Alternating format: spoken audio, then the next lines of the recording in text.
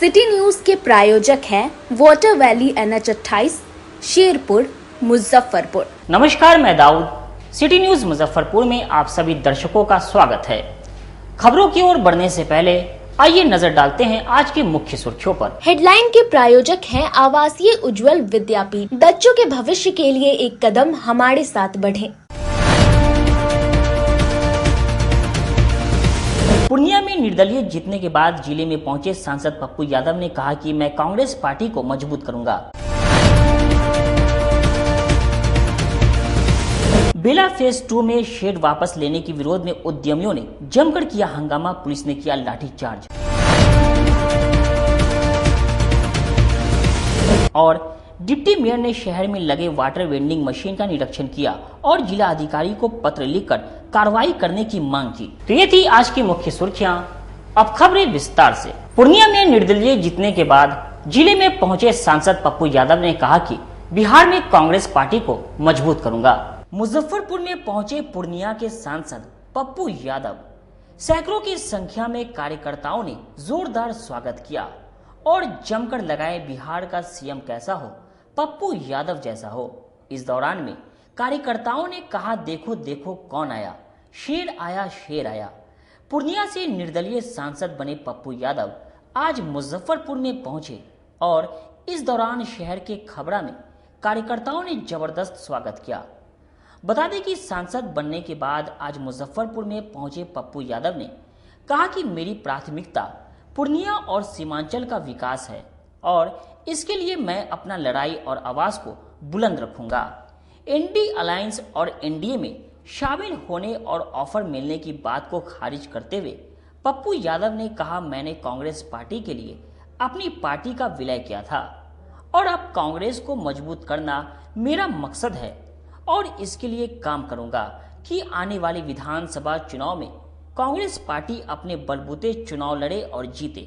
जब हम लगातार रायबरेली, अमेठी, बनारस, प्रतापगढ़, सत्तारगंज, राजमहल, गोड्डा सारे जगह प्रचार में जा रहे हैं और हमारी भावना है देश बचे, नफरत की राजनीति खत्म हो। प्रधानमंत्री तो हमारे भी नहीं हो, हमारे भी प्रधानमंत्री होंगे, तो हम प्रधानमंत्री से सेवा करें। हम अपने बिहार के लिए लेंगे सेवा, जब भी वो विकास के लिए हमें मदद करेंगे हम उसकी सराहना करेंगे। प्रधानमंत्री जी की पूरी इज्जत करते हैं। क्या कारण रहा जो तेजस्वी यादव का विरोध करते रहे आपका? पुरानी बात को छोड़िए, मैंने कहा ना हमारी और उनकी विचारधारा अलग है, नदी के दो किनारे हैं। लालू यादव जी का हम बहुत सम्मान करते हैं। 25 में क्या होगा? सन 24 में ही तो नीतीश जी चुनाव का संकेत दिया नवंबर में।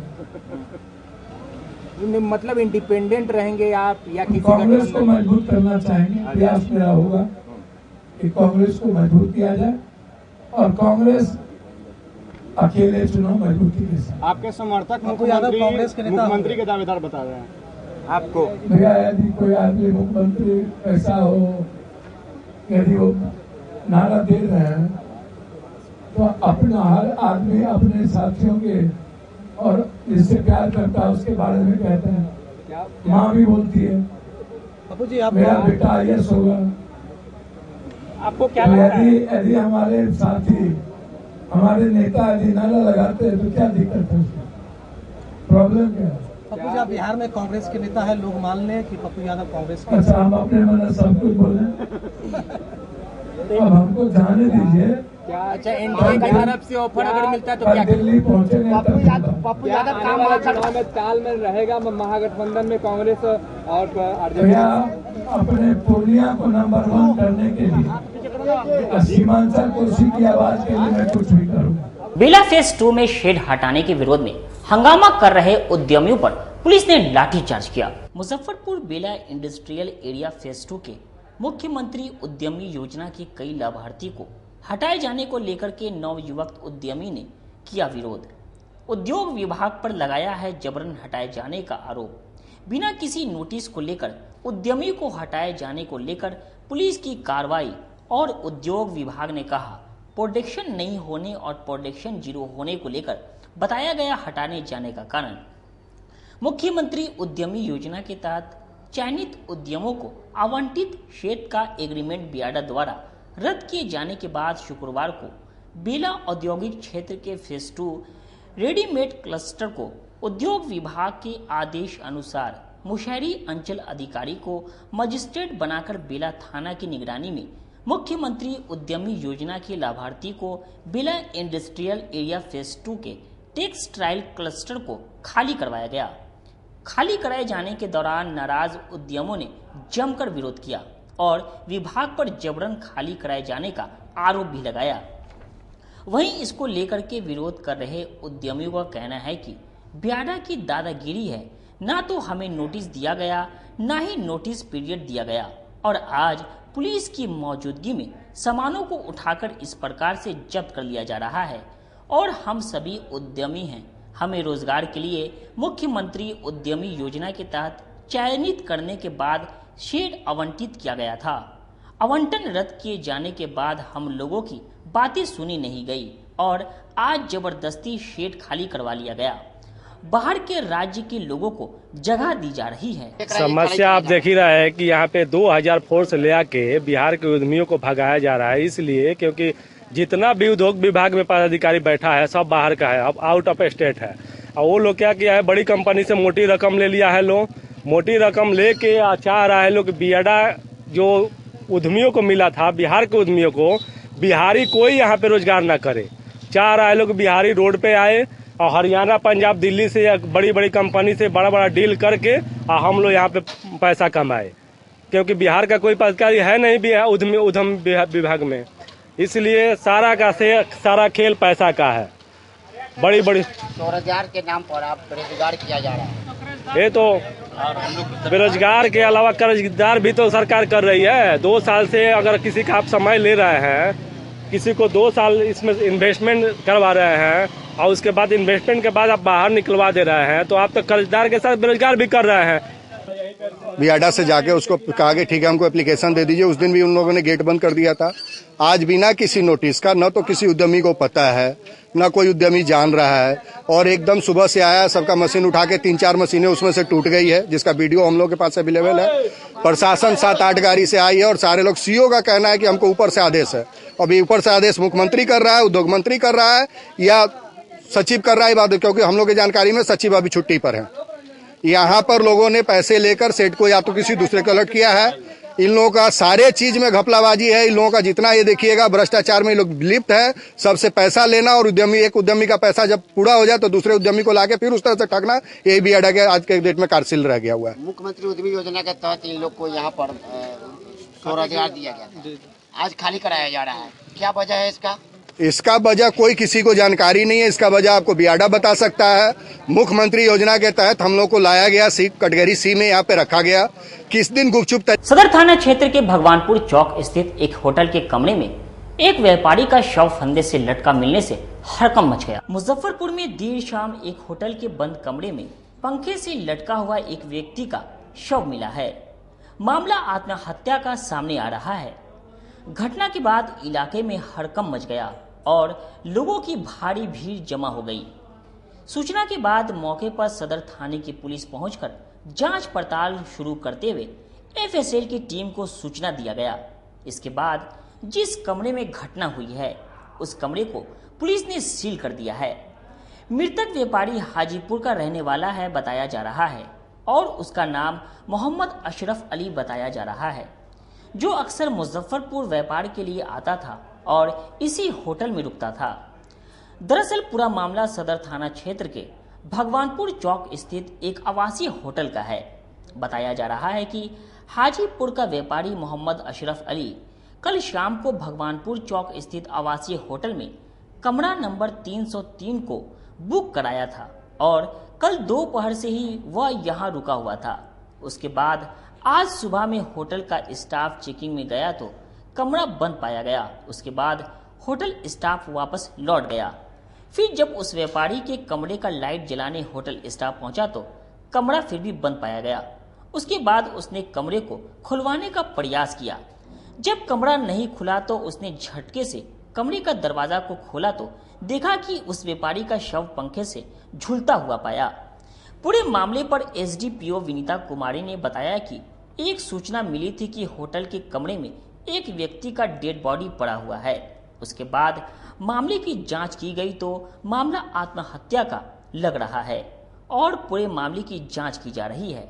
साथ ही एफएसएल की टीम को भी सूचना दी गई है ताकि जो भी साक्ष्य हो उसको कलेक्ट कर आगे की जांच की जाए। होटल में हाजीपुर का मोहम्मद अशरफ अली कल 1:10 में आए और कल रात में थे।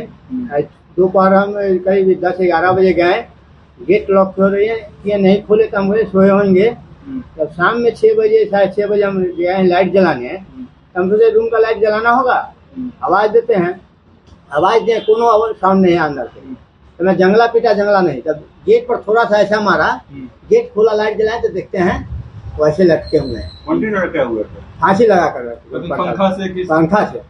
पंखा से इतना मोटा रस्सी है नया, इतना बड़ा, वो चेयर रह के बजाते उस पर खड़ा होकर रस्सी बांधा चेयर पर से जाने उल्टे, तब ऐसा। होटल में उनसे कोई मिलने भी आया था? नहीं, होटल में कोई मिलने नहीं आता, अकेले। इससे पहले भी 2-3 बार आ चुके हैं, यहाँ रह कर गए हैं। 12 तारीख को भी आकर। क्या करते हैं? ये मार्केटिंग करते हैं, कोई बिजनेस, छोटा बिजनेस, जैसे दुकान में कोई मार्केटिंग का काम करते हैं। क्या काम को लेकर, मतलब क्या मार्केटिंग के काम के लिए रुके थे हमेशा आते थे? हाँ, 12 तारीख को भी ये प्रधानमंत्री। अभी सूचना मिली है कि एक होटल एम्बेसी रेजिडेंशियल है जहाँ एक लाश मिलने की सूचना प्राप्त हुई है। उसके लिए हम लोग आए हैं यहाँ पे और प्राइमा फेसी हैंगिंग का केस लगता है, बट अभी एफएसएल की टीम आएगी और उसके बाद ही कुछ हम लोग स्टैब्लिश कर पाएंगे। क्या कुछ नाम पता चला? ये हाजीपुर के रहने वाले थे, इनका नाम अशरफ अली है और ये कल यहाँ पे चेक इन किया है। सर किस काम?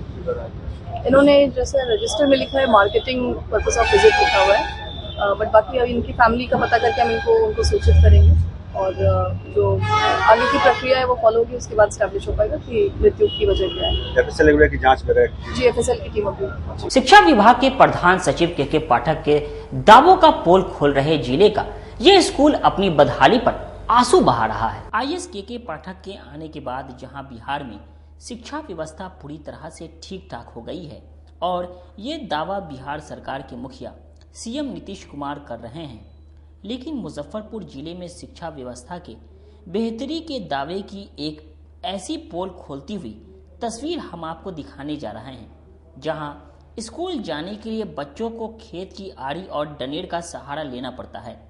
यही नहीं बल्कि अपने स्कूल जाने के लिए इन रास्ते की डगर बड़े कठिन हैं। स्कूल आने जाने का कोई रास्ता नहीं है। बच्चों और शिक्षकों को इस परेशानी से रोजाना ही 2-4 होना पड़ता है। वहीं फसल बर्बाद होने के बाद यहाँ के जमींदारों की बात गाली भी सुननी पड़ती है।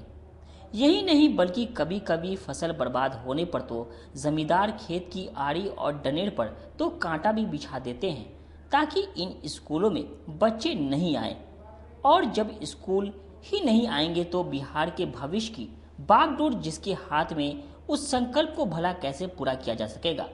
हालांकि बिहार के तेज तरार आईएएस मुख्य सचिव के पाठक के फरमान की वजह लगातार स्कूल में नहीं आने वाले बच्चों का नाम भी काटा जा रहा है। इस स्कूल में जमींदारों की बात गाली सुनने की वजह से कई बच्चे स्कूल भी नहीं आते हैं, लेकिन विभाग को इस पर नजर नहीं है। बताया जा रहा है कि पहले रास्ता था जिससे बच्चे स्कूल आवागमन करते थे, लेकिन जनसंख्या जैसे जैसे बढ़ी वैसे वैसे लोग अपनी जमीन पर कब्जा जमाने लगे और उसकी वजह से आज स्कूल आने जाने का रास्ता ही पूरी तरह से बंद हो चुका है। पिछले 10 वर्षों से जमीन के मालिकों द्वारा स्कूली बच्चों के आवागमन पर रोक लगा दी गई है, जिससे पठन पाठन पूरी तरह से प्रभावित है। इसको लेकर के ग्रामीण से लेकर स्थानीय लोगों और स्कूल के शिक्षकों के द्वारा इस मामले को लेकर बीईओ, प्रखंड शिक्षा पदाधिकारी से लेकर जिला शिक्षा पदाधिकारी तक कई बार शिकायत की गई, लेकिन रास्ता अभी तक उपलब्ध नहीं हो पाया। नहीं किसी पदाधिकारी और जनप्रतिनिधि के द्वारा जमींदारों से बात कर रास्ता मुहैया कराया गया।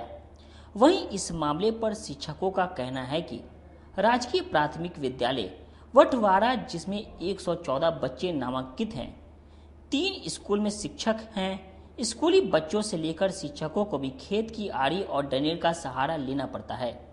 प्रखंड शिक्षा पदाधिकारी से लेकर जिला शिक्षा पदाधिकारी तक इसकी शिकायत की गई, लेकिन आज तक रास्ता मुहैया नहीं हुआ है।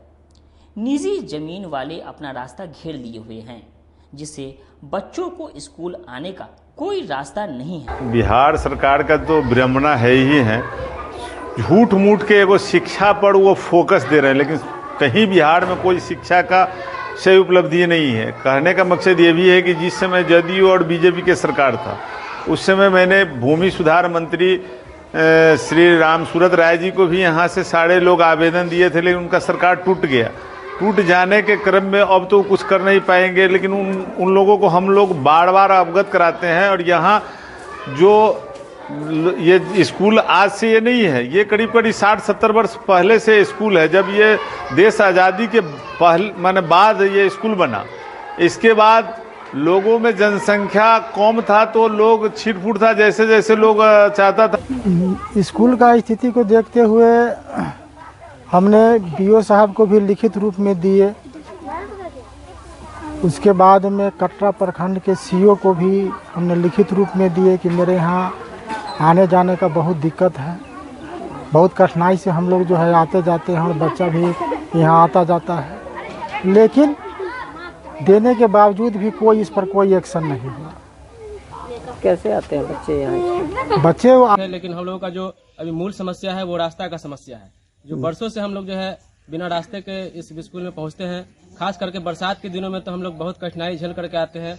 जो कपड़ा हम लोग का गंदा हो जाता है और कीचड़ और पानी झेल करके आते हैं, और बच्चों को भी आने में बहुत कठिनाई होती है। अभी कैसे पहुंच रहे हैं बच्चे? अभी बच्चे जो है आपको खेत होकर के आते हैं, खेत के जो है मेर होकर के आते हैं, और फसल का समय है जरा सा, क्योंकि बच्चे हैं तो जाहिर सी बात है उसमें। भगवान शनि की जयंती पर पुरानी गुदरी स्थित शनि भगवान के मंदिर में दिन भर भक्तों का तांता लगा रहा। शनिदेव जयंती के अवसर पर गुदरी रोड स्थित शनि मंदिर में शनि भगवान की पूजा अर्चना के लिए भक्तों की भीड़ उमड़ पड़ी। ज्येष्ठ माह की अमावस्या के दिन शनि का जन्म हुआ था। इस कारण से 9 ग्रहों में से एक शनिदेव की पूजा की जाती है। लोगों ने श्रद्धा भाव से शनिदेव की पूजा अर्चना की। मौके पर संजय रजक ने कहा कि शनिदेव की न्याय का देवता कहा जाता है। मान्यता है कि शनिदेव कर्मों के आधार पर हर व्यक्ति का निर्णय करते हैं। शनिदेव की महिमा निराली है, अपने भक्तों के सभी दुख हर लेते हैं, वहीं बुरे कर्म करने वाले लोगों को दंड देते हैं। शनिदेव की कृपा से निर्धन भी धनवान बन जाता है, साथ ही जीवन में ऊंचा मुकाम हासिल करता है। इसीलिए आज भक्तों ने बढ़ चढ़कर शनिदेव की पूजा आराधना की। ये जेठ की अमावस्या है। आज के दिन भगवान श्री शनिदेव का जन्म हुआ था, तो उन्हीं का जन्म उत्सव मनाया जा रहा है। और ये विशेष आज पूजा हुई है। शाम को भंडारा का हो रहा है, महाप्रसाद का वितरण हो रहा है। आज के दिन यहाँ पर जो आदमी श्रद्धापूर्वक आकर के तिल, उड़द, गुड़ और नारियल, काला कपड़ा प्रभु को भेंट करते हैं, और सच्चे मन से जो मुराद मांगते हैं उनकी मुराद प्रभु जरूर पूरी करते हैं। तो यही इस मंदिर की विशेषता है। यहाँ आने वाले हर श्रद्धालुओं की मनोकामना पूर्ण होती है। यह मंदिर 117 साल पुराना है। शनि जयंती है, जेठ की अमावस्या को मनाया जाता है। यह सूर्यपुत्र है, माता छाया है, छायानंदन यह इसका भाई है, गंगा इसकी बहन है। यह शनि न्याय के देवता है, कर्म पर दाता है, न्यायाधीश स्वरूप है। जिसके इनकी पूजा अर्चना होती है और इनका आशीर्वाद प्रदान करते हैं भक्तों के ऊपर। भक्ति उनकी पूजा अर्चना करने आते हैं, कष्टों से मुक्ति देने की। पुरानी गुदरी स्थित शनि मंदिर में शनि जयंती कार्यक्रम का आयोजन किया गया। हर साल 6 जून को शनि जयंती मनाई जाती है। शनि देवता न्याय के देवता कहे जाते हैं। ये मनुष्यों को कर्म के अनुसार फल देते हैं। जैसा वो कर्म करते हैं वैसा ये भगवान फल देते हैं। और साथ ही शनि भगवान ऐसे भगवान होते हैं, अगर इनकी कृपा हो तो ये रंग से राजा बनाने में देर नहीं लगते हैं। अगर इनकी उल्टी कृपा हो तो ये राजा से रंग बनाने में इसको समय नहीं लगता है। तो आज शनि जयंती पर हम सभी लोगों ने शनि भगवान की पूजा की है। और साथ ही वक्त हो चुका है एक छोटे से ब्रेक का। बने रहिए हमारे साथ, देखते रहिए सिटी न्यूज मुजफ्फरपुर।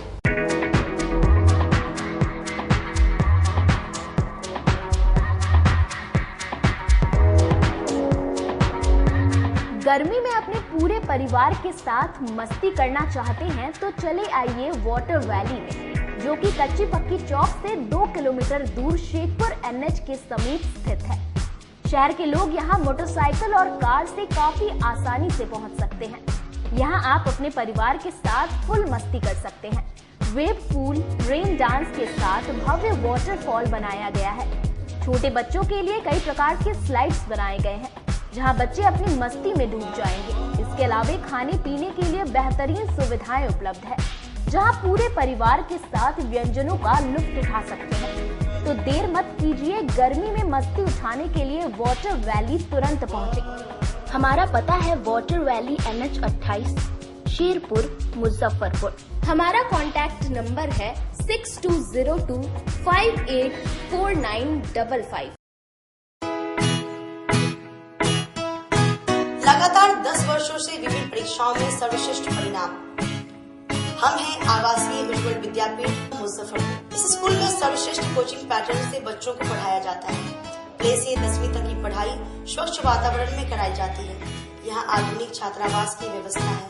उज्ज्वल विद्यापीठ का मुख्य उद्देश्य रामकृष्ण मिशन, नवोदय नेतरहाट, सैनिक स्कूल, सिमुलतला गुरुकुल, सिंधिया कन्या विद्यालय जैसे अनेक भारतवर्ष के प्रतिष्ठित विद्यालयों में कुशल प्रशिक्षित अनुभवी एवं शहर के सर्वश्रेष्ठ शिक्षकों द्वारा तैयारी कराई जाती है। 1.5 एकड़ में फैला इस स्कूल का वातावरण काफी शांत है।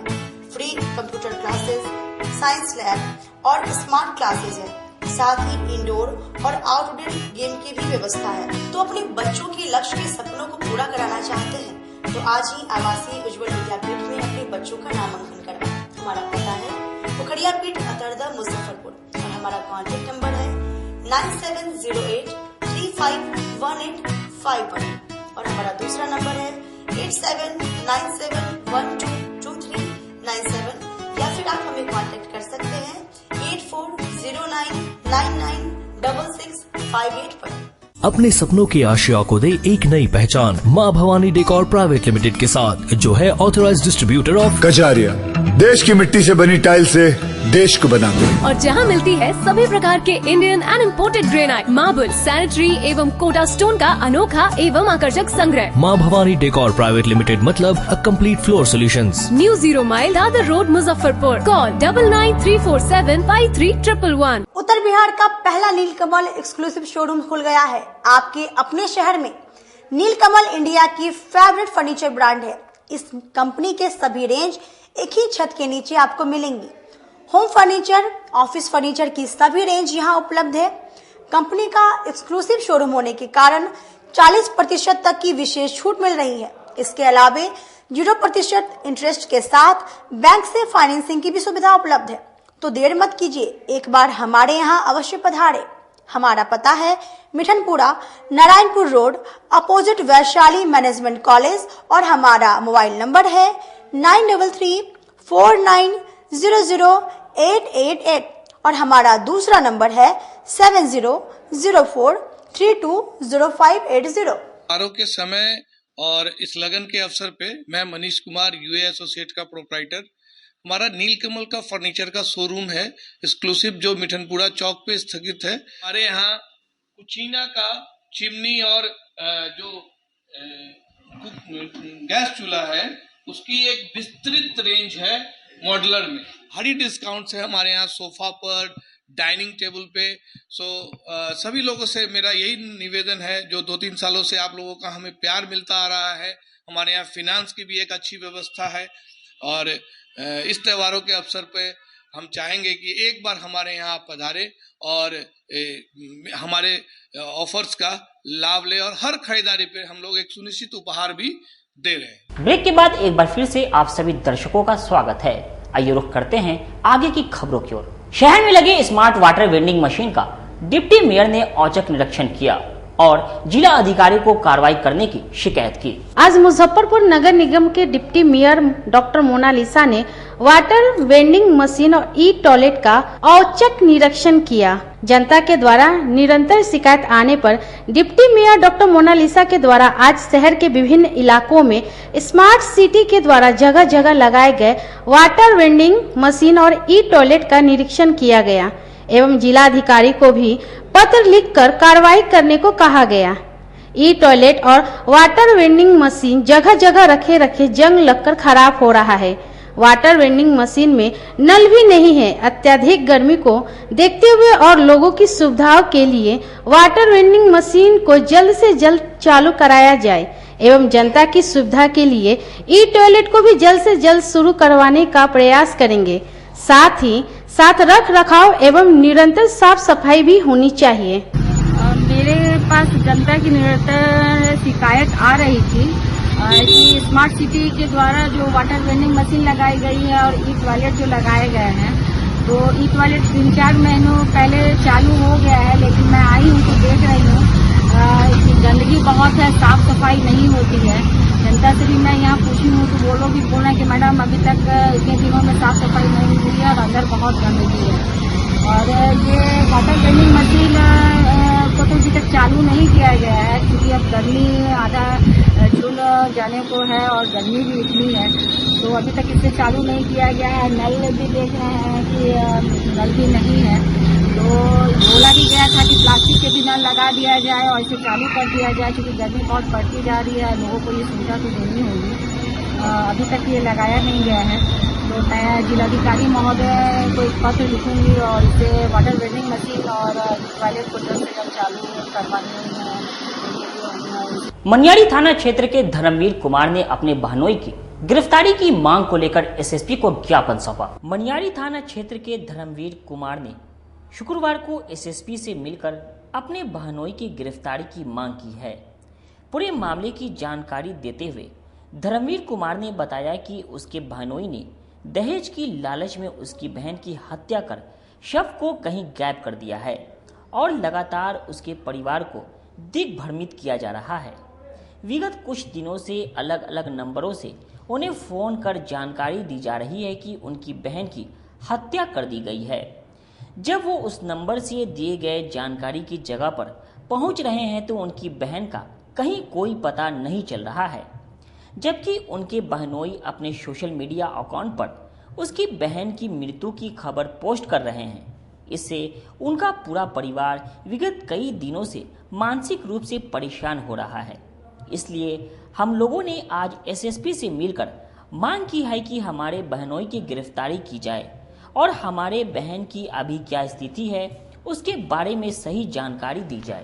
तारीख को 10-11 बजे रात में हमारी बहन को खबर आया, मेडिकल से बोला कि हम मेडिकल से बोल रहे हैं कि आपका बहन बहुत सीरियस है, आकर देख लीजिए। नया नंबर था, उसी नंबर पर सुबह फ़ोन किए तो बोला कि आपका बहन डेट कर गई, आकर के यहाँ चेक कर लीजिए, बॉडी ले जाए। वहाँ गए, पूरा मेडिकल को छानबीन कर दिए, कहीं कोई बॉडी नहीं मिला, कोई प्रूफ नहीं मिला। उसके बाद वो नंबर पर, नया नंबर पर हमको बार बार गुमराह किया जा रहा था। दौड़ के बोला जाता था कि खबर आइए, दौड़ के मेडिकल आइए, दौड़ के यहाँ आइए। और उसके बाद 3 तारीख को रात में हमारे बहनोई ने ये मर्डर का फेसबुक पर फोटो डाली, और उस फोटो के जब 4 तारीख को हम सुबह देखे तो हम लोग बौखला गए। उससे पहले हम गए थे मनियारी थाना, तो मनियारी थाना मेरा आवेदन नहीं लिया। करजा जैतपुर थाना गए, वो आवेदन नहीं लिया।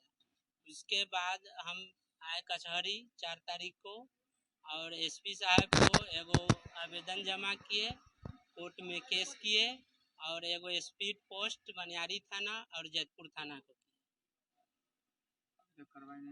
अभी तक कोई कार्रवाई नहीं हुआ है। मेरा नाम धर्मवीर कुमार है। क्या लग रहा है किससे मारा हुआ? पति देखिए, वो पैसा वैसा का बार बार डिमांड करता था। हम लोग बार बार कितना पैसा देंगे। आज 2015 में शादी की, भागना है 8 साल का, वो मेरे घर ही पर रहकर पढ़ाते हैं उसको।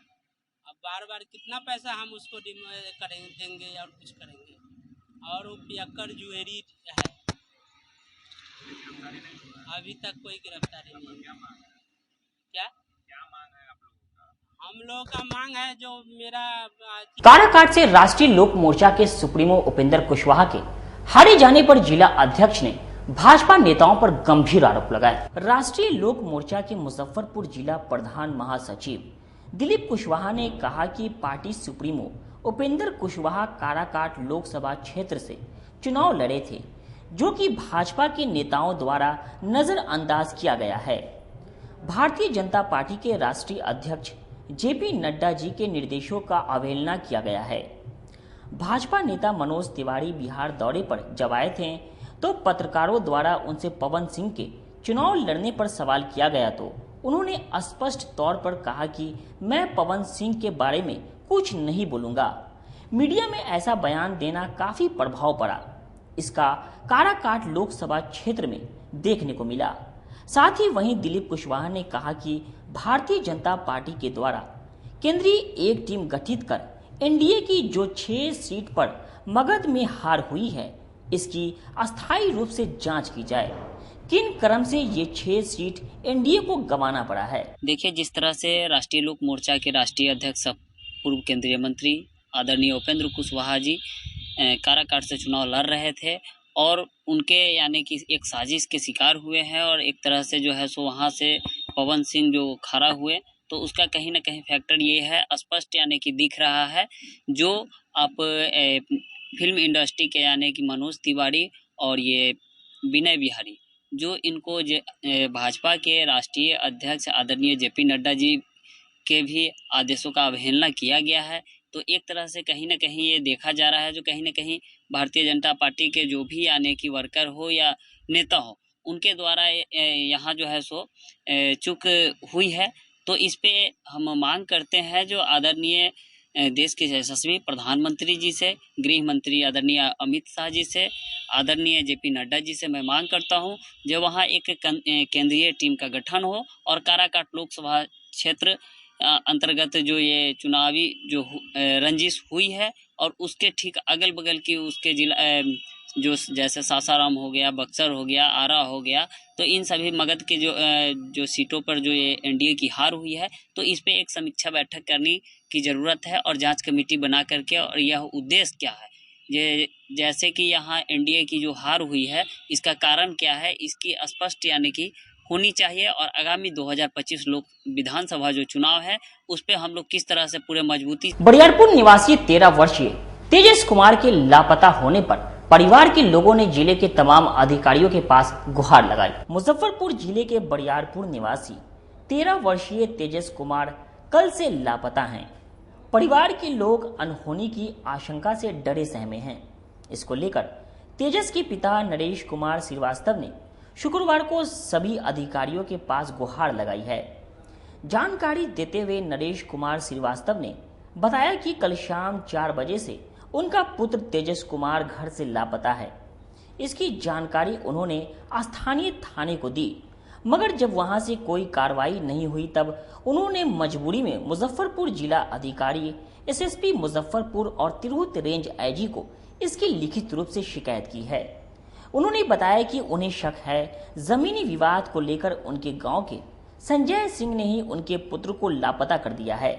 पूरा परिवार तेजस के लापता होने से डरा सहमा है। अगर जल्द ही उसकी बरामदगी नहीं होती है तो पूरे परिवार में बिखरने की संभावना है। नरेश श्रीवास्तव ने बताया कि तेजस ब्लू कलर का जीन्स और व्हाइट और पीले कलर में मिक्स टी शर्ट पहने हुए है। सभी लोगों से नम्र निवेदन है कि जहां कहीं भी ये बच्चा आपको दिखे तो आप तुरंत इसकी सूचना हमें दें। इसके लिए हम सदा आभारी रहेंगे। मैं बरियारपुर का निवासी हूँ। मेरा लड़का जो 13 वर्ष उम्र का है वो कल शाम 4 बजे से लापता है। क्या लग रहा है? मुझे लग रहा है कि वो मेरा विवाद है ज़मीन के सिलसिला में संजय सिंह से, जो बरियारपुर के ही निवासी हैं। मुझे लग रहा है जो संजय सिंह मेरे बच्चे को लापता करवा दिए हैं। थाना में गए, थाना में कंप्लेन दर्ज किए।